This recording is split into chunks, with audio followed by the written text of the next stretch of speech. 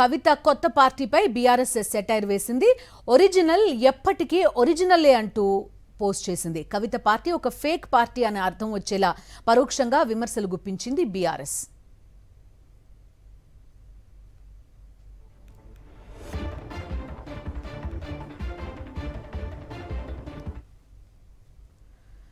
మరోవైపు కవిత కొత్త పార్టీపై బీఆర్ఎస్ సెటైర్ వేసింది. ఒరిజినల్ ఎప్పటికే ఒరిజినల్లే అంటూ పోస్ట్ చేసింది. కవిత పార్టీ ఒక ఫేక్ పార్టీ అని అర్థం వచ్చేలా పరోక్షంగా విమర్శలు గుప్పించింది. అలాంటి కొన్ని ఫొటోస్ని కూడా పోస్ట్ చేయడం ప్రస్తుతం చూస్తున్నాం. ఆ పోస్ట్ ప్రస్తుతం ఆసక్తికరంగా మారింది.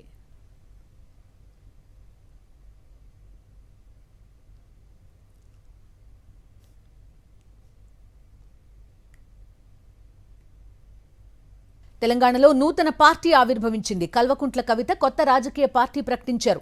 తెలంగాణ రాష్ట్ర సేనగా నామకరణం చేసినట్టు వెల్లడించారు ఆమె.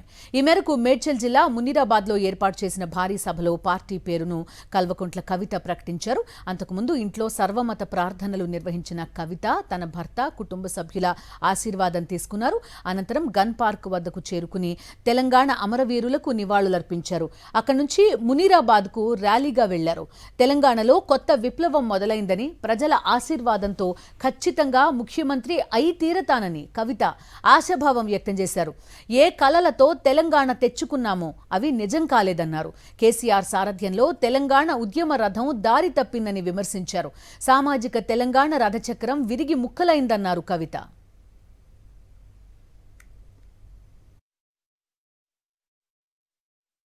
పార్టీ పేరు చెప్పాలా? రెడీయా? టిఆర్ఎస్. జై తెలంగాణ!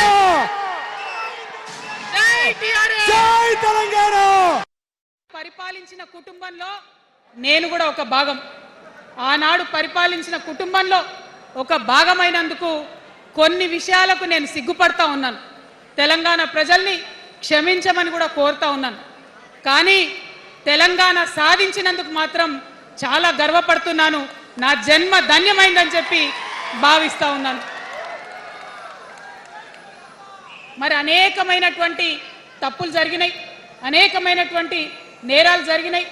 అనుకున్నటువంటి తెలంగాణ సాధించుకోలేదు. మరి ఆ తప్పులో ఎక్కడో ఒక దగ్గర నాకు భాగం ఉందని చెప్తున్నప్పుడు మరి కేవలం క్షమాపణ చెప్తే సరిపోతుందా? ఏ తెలంగాణ అయితే కావాలనుకున్నామో, ఏ సామాజిక న్యాయ తెలంగాణ అయితే రావాలని అనుకుంటున్నామో దానికోసం నడుం బిగించి కష్టపడి పని చేయాల్సిన అవసరం కూడా ఉంది.